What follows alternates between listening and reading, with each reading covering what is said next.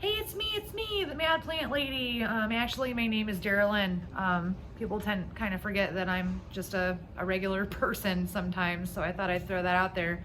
I had so much fun with you guys over the ice cubes. Like, who would have thought that ice cubes could cause such a division in the plant community of Instagram? But it was all in good fun. I hope nobody took offense. But it was pointed out to me that there is a situation where it would be appropriate to use ice cubes to water your orchids, and it was something that I hadn't thought of. And so thank you, Rose, for letting me know that I had completely overlooked this. So if you have maybe a condition that causes weakness in your extremities, like maybe you have MS, or maybe you have RA, or maybe you have a spinal cord injury, and I'm sure there's a lot of other conditions that I'm leaving out.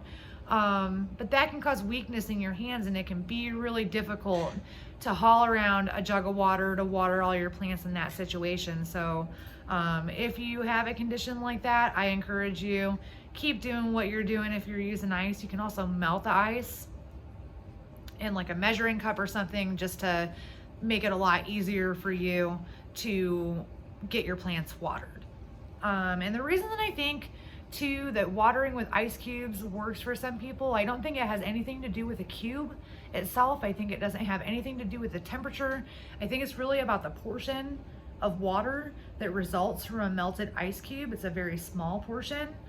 And I don't know that there's a lot of tropical plants that can really thrive in the long term on that amount of water. Maybe I'm wrong. If you're using that and it's working great for you, and your plant is beautiful and it's got 10 bloom spikes, then by all means, keep doing what you're doing. And don't mind me, because we're not here to talk about that method of care. I'm here to talk about the method of care that I'm familiar with and have experience with.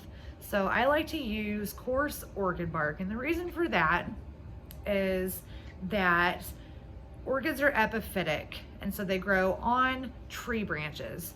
And so they're used to a lot of air circulation and a lot of ventilation around their roots. And so you want to mimic that in your home environment as much as you possibly can. And so I plant them loosely because, again, I want them to really be able to breathe.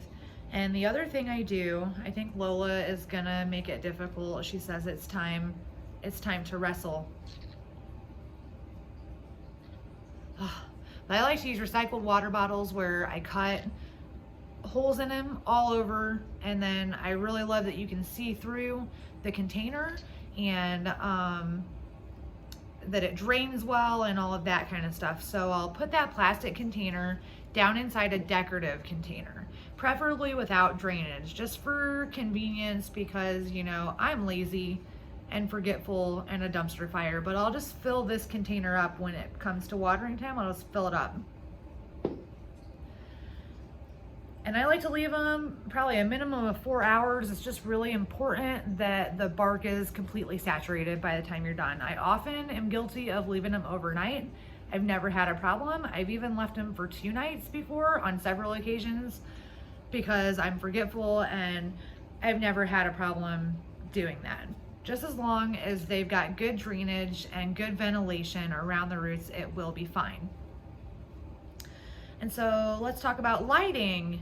Back in the tree where they're growing on the branch, they're getting kind of filtered light between the leaves. So you want to kind of do like a dappled shade or like an indirect kind of light type situation. I put mine straight in a windowsill, an eastern facing window.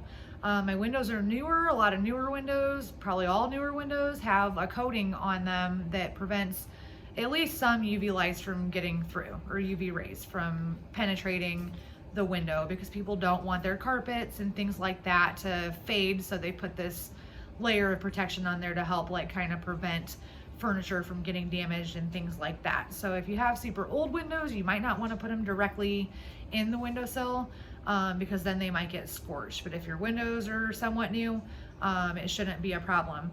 If you're using any other exposure of window, you want to make sure to have some distance between the window and the plant, especially if it's like a western or a southwestern facing window.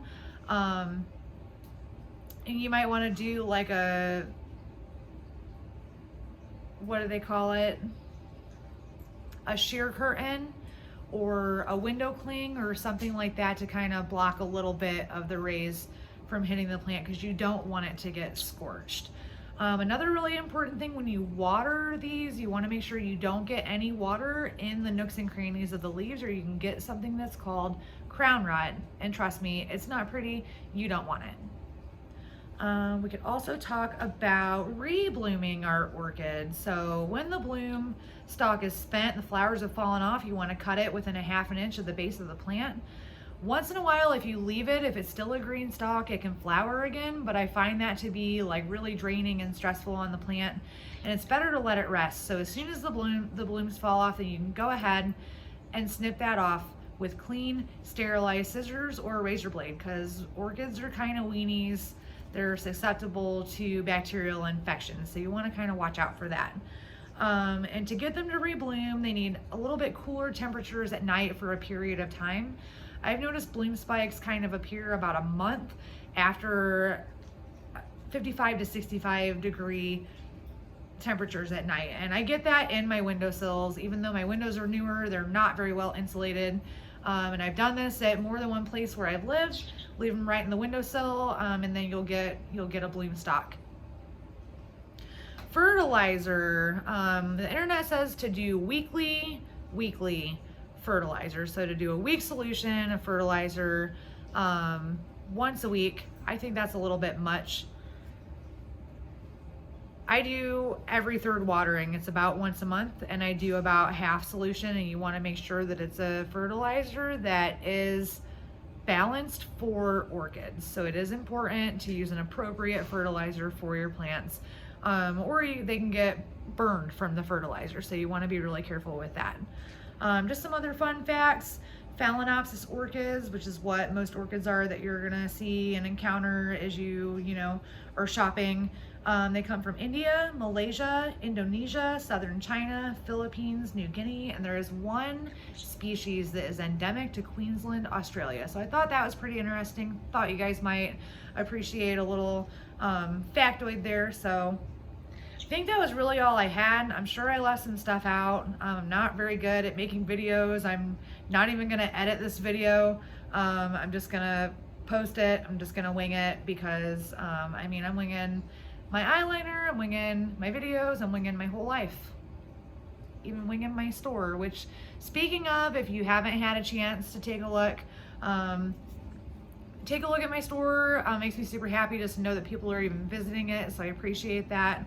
And I also wanted to let you guys know, tag me in all the giveaways. Like, I'm not there to compete with you for the giveaway. I obviously have plenty of plants. I don't need more, but you can use me for an entry on giveaways. And I always, whenever I do see that, it's hard to keep up with my notifications because there's so many. So if you mention me in a comment, it's likely that unless I see it right when it comes up, I'm probably not gonna see it. And it's not me being rude. If it's a comment on someone else's post, probably not gonna see it. But yeah, tag me in the giveaways whenever I do actually get a chance to see it. Like, a lot of times I'll pop over and say, hey, good luck, hope you win. But I do hope you win all the giveaways, so feel free to tag me in those. And I might regret this one, but people will send me pictures of their plants all the time, asking me for help with them or advice, and I'm always happy to help. So if you have a plant question about a plant that you might feel like isn't doing so well, or you're not sure of what the solution is, shoot me a picture. It might take me a little bit to get back to you, but I'm always happy to help out my plant friends when I can. So I think that was all I had. Oh my gosh, she is like biting me so hard. Hey, this doesn't feel like playing now, stop it. So anyway, thanks for watching. I really appreciate any feedback that you guys want to give me. If you have ideas for another video that you would like to see, just leave that in the comments or send me a DM, and I'll be happy to try to work it into my schedule between work and my store and kids and my birds and all these plants. Like, sometimes it's hard to find enough hours in the day. So I think that's it. You guys have a wonderful night, and